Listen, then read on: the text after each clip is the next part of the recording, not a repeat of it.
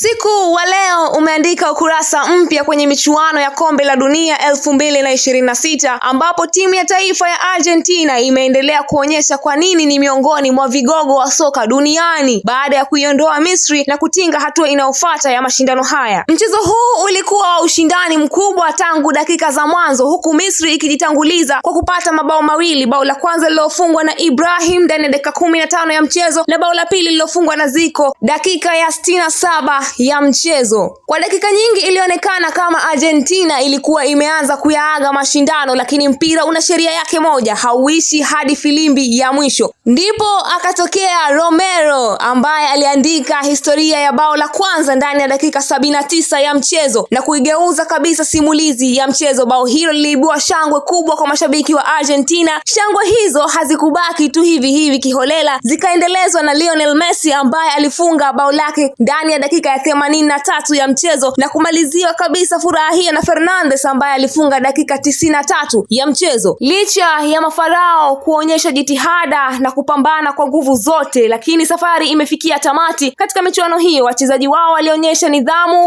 ari na kupigania hadi dakika ya mwisho, lakini haikutosha kuizuia Argentina iliyokuwa na utulivu na ufanisi mkubwa mbele ya lango. Kwa ushindi huo, Argentina imeendelea kusonga mbele ikiwa na matumaini makubwa ya kuwania taji, huku mashabiki wake wakisherehekea matokeo hayo kwa furaha kubwa. Kwa upande wa mafarao, wanaondoka wakiwa wamepata uzoefu muhimu ambao unaweza kuwa msingi wa mafanikio katika mashindano yajayo. Je, Argentina itaendelea na kasi hii hadi kutoa ubingwa au kutakuwa na timu ambayo italeta ushindani dhidi yake? Mashabiki wa soka duniani wanasubiri kwa hamu kuona kitakachofuata. Je, wewe una maoni gani? Dondoka hapo kwenye comment. Langu jina ni Naima Mkandala Said na hii ni Hot Media.